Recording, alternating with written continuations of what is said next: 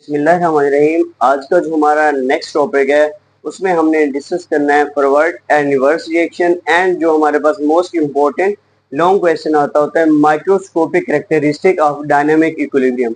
इन दो टॉपिक्स को आज के टॉपिक्स में हमने क्या करना है, डिस्कस करना है। तो बेटा आप लोगों ने इससे पहले हमारे पास रिवर्सिबल रिएक्शन डिस्कस किया था जो कि मोस्ट इंपॉर्टेंट लॉन्ग वो भी था हमारे पास। उसमें आप लोगों ने उसके कुछ कैरेक्टरिस्टिक डिस्कस किए थे। उसके बाद क्लोज सिस्टम, ओपन सिस्टम, उसके बाद उसमें dynamic equilibrium, chemical equilibrium state, then आपने स्टैटिक इक्विलिब्रियम जो कि केमिकल इक्विलिब्रियम स्टेट की दो पॉसिबिलिटीज थी आप लोगों ने वो भी डिस्कस की थी। नेक्स्ट आप लोगों ने उसकी ग्राफिकल रिप्रेजेंटेशन भी देखी थी। आज का जो हमारा नेक्स्ट टॉपिक है वो है फॉरवर्ड एंड रिवर्स रिएक्शन। तो फॉरवर्ड एंड रिवर्स रिएक्शन के बारे में आप लोगों को ऑलरेडी ये कॉन्सेप्ट होगा, लेकिन फिर भी हम लोगों ने कहा कि आप लोग इसको डिस्कस कर लें। आप लोगों के पास फर्स्टली ये होता है कि reactant react to form a product. Forward reaction में क्या होता है जिसमें रिएक्टेंट रिएक्ट करके प्रोडक्ट बनाते होते हैं। आप लोगों के पास क्या होता है बेटा, जैसा कि हम कहते हैं कि हाइड्रोजन हो गया प्लस आप लोगों के पास क्या हो गया, आयोडीन हो गया। अभी आपस में रिएक्शन करेंगे। रिएक्शन करने के बाद हमारे पास क्या बना देंगे, हाइड्रोजन आयोडाइड बना देंगे। तो इस डायरेक्शन को हम फॉरवर्ड डायरेक्शन का नाम देते हैं। अगर सिंपली मैं इसको एक्सप्लेन करूं तो आप लोगों के पास क्या आएगा, यहाँ पे H2 आएगा प्लस I2 आएगा प्लस आप लोगों के पास सिंगल एरो यहाँ पे 2H आएगा, आ जाएगा, हाइड्रोजन आयोडाइड आ जाएगा। इस कंडीशन को हम इस रिएक्शन को फॉरवर्ड डायरेक्शन का नाम देते होते हैं। उसके बाद अगर हम रिवर्स डायरेक्शन की बात करें तो हमारे पास प्रोडक्ट रिएक्ट टू फॉर्म या टू प्रोड्यूस रिएक्टेंट्स। ये हमारे पास जो प्रोडक्ट होते हैं वो रिएक्ट करते होते हैं। प्रोडक्ट क्या होते हैं, वो डिकम्पोज होते हैं। डिकम्पोज होके हमारे पास क्या करते होते हैं, वो अगेन रिएक्टेंट में चेंज होते हैं। इस रिएक्शन को हम रिवर्स रिएक्शन का नाम देते होते हैं।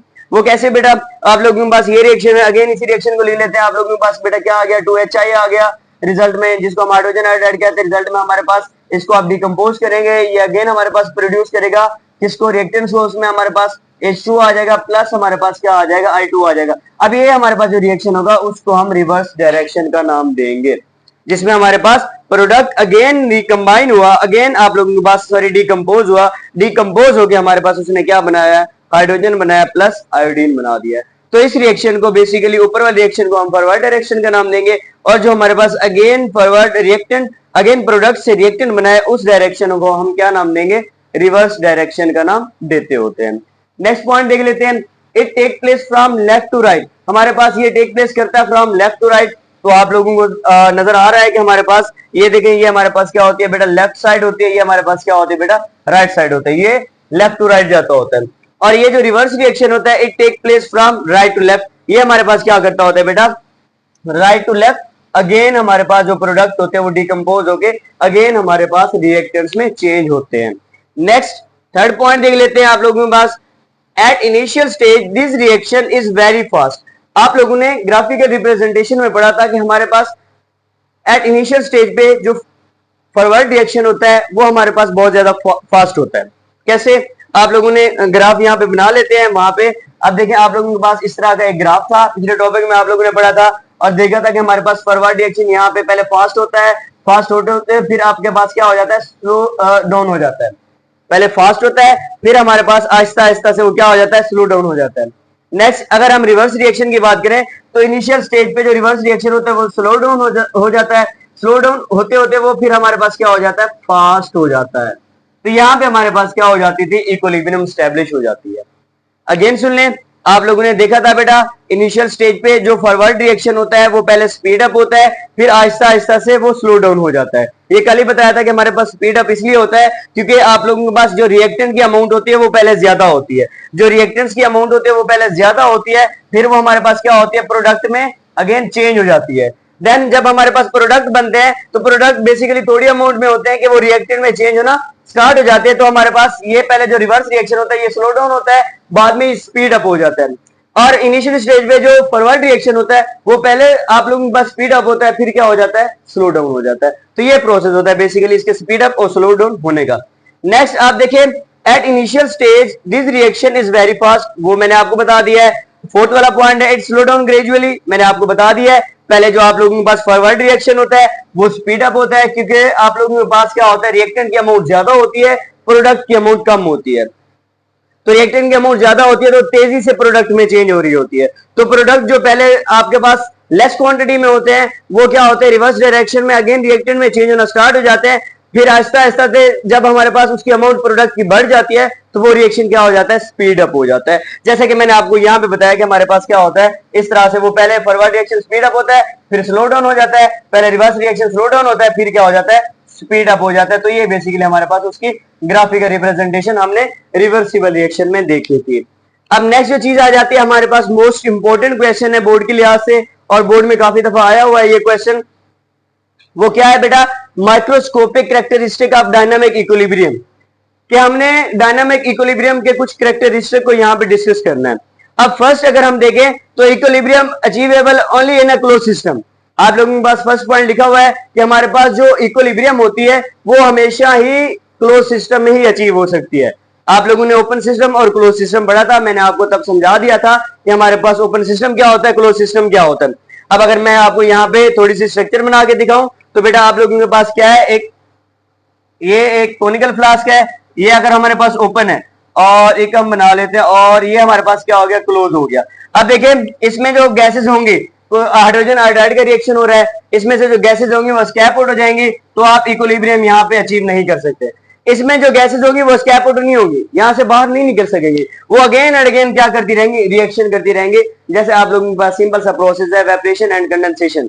अगर आप पानी बॉयल कर रहे हो, वाटर को बॉयल कर रहे हो, तो आपके पास क्या हो रही है, वेपरेशन होगी। वेपरेशन के बाद अगर आपने वहां पे उसको क्लोज सिस्टम में किया हुआ है बॉयल, तो आपके पास अगेन वाटर के वेपर्स जो होंगे, जो गैसेस फॉर्म में होंगे, अगेन कंडेंस हो गए, वो वाटर की फॉर्म में नीचे आ जाएंगे। तो उस प्रोसेस को हम सेम इसी के साथ रिलेट करते होते हैं।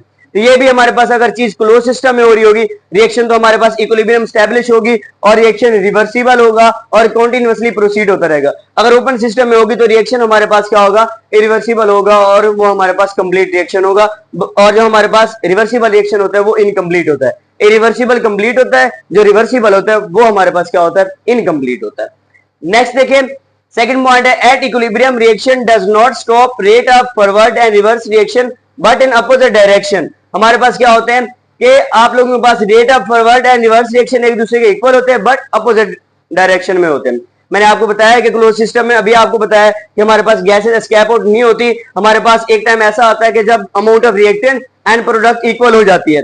जैसा कि आप लोग यहाँ पे रिएक्शन कर रहे हैं, हाइड्रोजन है प्लस आप लोगों के पास आयोडीन है, उसके बाद आप लोगों के पास रिवर्सिबल रिएक्शन हो रहा है, 2HI बन रहा है। अब देखिए अगर तो ये सिस्टम क्लोज है और ये reaction again and again repeat होता रहेगा, एक टाइम ऐसा आएगा कि जितनी अमाउंट में रिएक्टेंट प्रोडक्ट में चेंज हो रहे होंगे उतनी अमाउंट में प्रोडक्ट अगेन रिवर्स रिएक्शन में रिएक्टेंट में चेंज हो रहे होंगे। तो चीजें हमारे पास क्या आ जाएंगी, दोनों साइड पे इक्वल हो जाएंगे, उस चीज को हम इक्विलिब्रियम का नाम देंगे। बट हमारे पास डायरेक्शन कौन सी होगी, अपोजिट होगी, forward to reverse, reverse to forward, ये डायरेक्शन चलती रहेगी। नेक्स्ट अगर हम देखें, हमारे पास at equilibrium amount of reactant and product do not change. हमारे पास जो अमाउंट होगी रिएक्टेंट एंड प्रोडक्ट की वो चेंज नहीं होगी।